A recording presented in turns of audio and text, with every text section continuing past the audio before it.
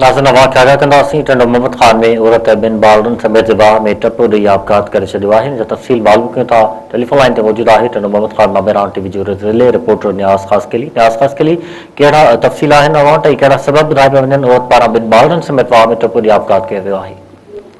जी बिल्कुल, टंडो मोहम्मद ख़ान शहर के वेझो बैराज कॉलोनी वाले इलाके में अॼु हिकु इंतहाई लिंक नारीदड़ वाक़ियो पेश आयो है, जिते फुलेली पुल तां हिकु औरत पंहिंजे ॿिनि मासूम ॿारनि समेत भूमि वाह में टिपो ॾेई इज्तिमाही आपघात करे छॾियो आहे।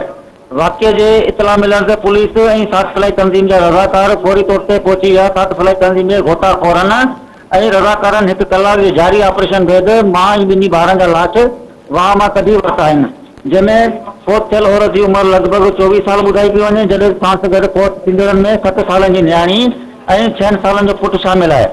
वाक़िए मुतलिक़ SHO B सेक्शन मंज़ूर शोरे जो चवणु आहे त फौत थियल औरत जो तालुक़ अक़लियती बिरादरी सां आहे, पर हिन वक़्त ताईं संदसि का बि सुञाणप ज़ाहिर नाहे थी सघी ऐं न ई आपघात जा कारण साम्हूं अची सघिया आहिनि। ॿिए तरफ़ साठ फलाई तंज़ीम जे अॻुवान पप्पू बलोच इंसान जी नाअहली ते सख़्तु कावड़ जो इज़हार कयो आहे। हिन मेरान टीवी सां ॻाल्हाईंदे चयो आहे त 112 एम्बुलेंस सर्विस वक़्त ते न पहुती ऐं मुकमल जवाब मिलण खां पोइ लाशनि खे आम सवारियुनि रक्षाउनि जे ज़रिए सिविल अस्पताल मुंतक़िल कयो वियो आहे।